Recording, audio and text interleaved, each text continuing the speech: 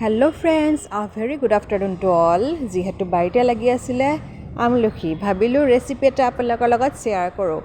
আৰু আমলখি শৰীৰৰ কাৰণে কিমান ভাল আমি জানো ফুল অফ ভিটামিন চি আৰু এতিয়া মই লোহাৰ কেৰাহী এখনত লৈ লৈছোঁ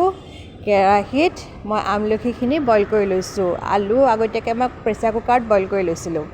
আপোনালোকে পিছে এনেকৈ কেতিয়াবা বনাই খায়নে কমেণ্টত জনাবচোন লগতে আন্দাজমতে নিমখ মিঠাতেল আৰু জলকীয়া এই গোটেইখিনি লৈ লৈছোঁ ভাতৰ লগত আচলতে এনেকৈ খাবলৈ বিৰাটেই ভাল লাগে আৰু মুখখন ৰুচি কৰে নহয়নে যিহেতু বাৰীতে লাগি আছিলে ধনিয়া পাত ভাবিলোঁ ধনিয়া পাত কেইডালমানো ছিঙি আনি পেলাই দি দিওঁ যিহেতু আপোনালোকে মোক ইমান ছাপোৰ্ট কৰিছে ফেচবুকত অশেষ ধন্যবাদ জ্ঞাপন কৰিছোঁ ঠিক সেইদৰে আপোনালোকে মোক ইউটিউব চেনেল এটা আছে তাতো আপোনালোকে মোক ছাপোৰ্ট কৰিব বুলি মই আশা ৰাখিলোঁ আৰু সেই চেনেলটোলৈ গৈ যাতে আপোনালোকে বিশেষকৈ ক্লিক কৰি মোৰ চেনেলটো ছাবস্ক্ৰাইব কৰি দিব বুলি মই আশা ৰাখিলোঁ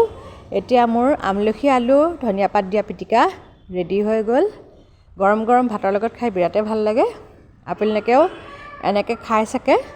আৰু আপোনালোকে যদি পিটিকা বুলি ক'লে কোনটো পিটিকা আটাইতকৈ ফেভৰেট সেইটো কমেণ্ট ছেকশ্যনত জনাবচোন দেই ৰেচিপিজবিলাকনো কেনেকুৱা লাগিছে সেইটো আপোনালোকে জনাবলৈ নাপাহৰিব